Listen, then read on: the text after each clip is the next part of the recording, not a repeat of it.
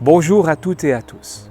Si la douleur, la souffrance font partie de votre quotidien et que vous avez entendu parler de techniques comme le lâcher-prise, comme l'acceptation ou comme le non-jugement pour vous aider à mieux supporter la douleur et la souffrance, alors cette vidéo peut vous aider. On parle beaucoup de lâcher-prise, d'acceptation et de non-jugement dans plusieurs domaines, dans le domaine du développement personnel, dans le domaine de la spiritualité, mais aussi dans le domaine du management d'entreprise. D'autre part, la douleur et la souffrance sont des choses que l'on peut vivre dans notre vie et il est important de connaître la différence entre les deux. Alors, quelle est la différence entre la douleur et la souffrance? La douleur, c'est une perception physique qui est ressentie essentiellement dans le corps. La souffrance, elle, est plutôt la manière dont on perçoit cette douleur. On perçoit ces ressentis, la manière dont on l'interprète, ce qu'on en pense. C'est ça qui va amplifier la sensation de douleur et qui va créer une souffrance qui est parfois insupportable. Alors maintenant, comment utiliser ces outils que sont l'acceptation, le lâcher-prise et le non-jugement? Eh bien, tout d'abord, il faut bien comprendre ces concepts. Il ne s'agit pas d'accepter la douleur, de lâcher prise et de ne pas la juger si vous le faites dans le but qu'elle s'en aille. Parce que sinon, c'est ni de non-jugement, ni de l'acceptation. Si vous souhaitez que quelque chose s'en aille, c'est un jugement. Vous pensez que cette chose qui arrive est mal et vous désirez qu'elle s'en aille. Non, c'est pas ça. Si vous désirez utiliser ces trois techniques pour ignorer ce qui est en train de se passer, ça ne va pas marcher non plus.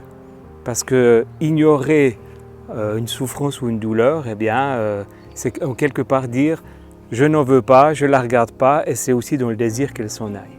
Non, l'acceptation, le non-jugement et le lâcher-prise va vous servir à observer ce qui se passe et à définir exactement ce qui est en train de se passer dans votre corps.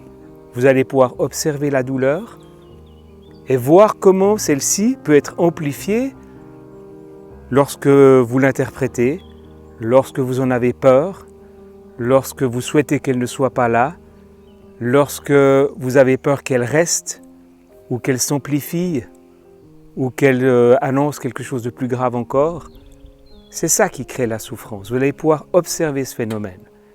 Et lorsque vous allez commencer à observer, essayez de faire comme si vous aviez un enfant devant vous.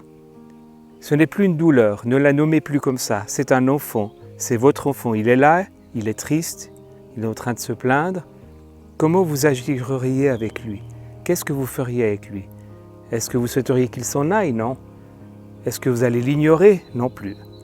Vous allez l'aimer inconditionnellement, vous allez l'aider, vous allez l'écouter, vous allez l'observer.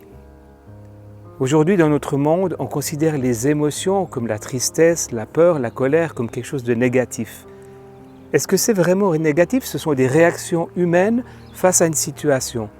Ça n'est ni positif ni négatif, c'est quelque chose de normal. Ce qui rend ces émotions parfois insupportables, c'est l'idée qu'on s'en fait.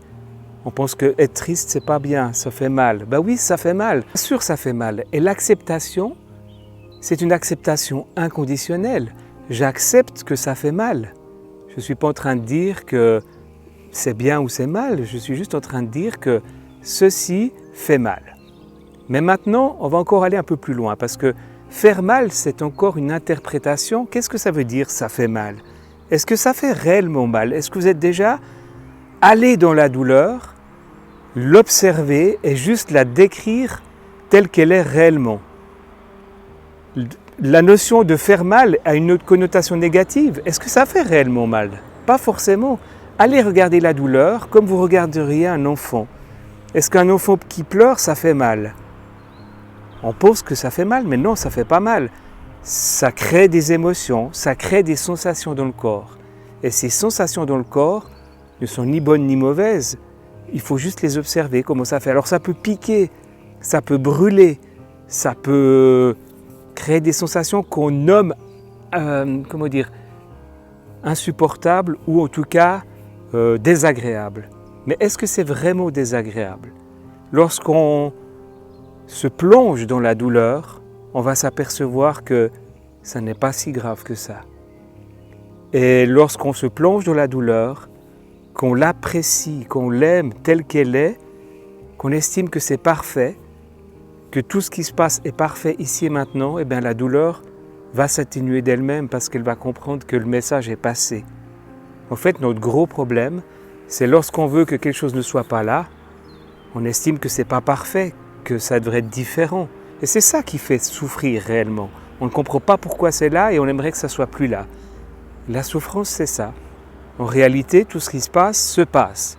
On peut soit lutter contre, et ça va faire que grandir la souffrance et la douleur. On peut soit l'ignorer, mais ça va peut-être la faire disparaître un certain temps, parce qu'on peut se focaliser sur autre chose. D'ailleurs, les enfants le font très bien. Hein. Les enfants, ils ont mal, et puis d'un coup, ils pensent à autre chose, ils ont plus mal. Mais ça ne va pas faire disparaître la souffrance, car la souffrance, elle, est l'interprétation de la douleur, et ça risque de rester quand même. Donc, la contrer, l'ignorer, ce n'est pas une chose qui fonctionne face à la douleur ou face à la souffrance. Par contre, l'accueillir, voilà, c'est peut-être le bon mot.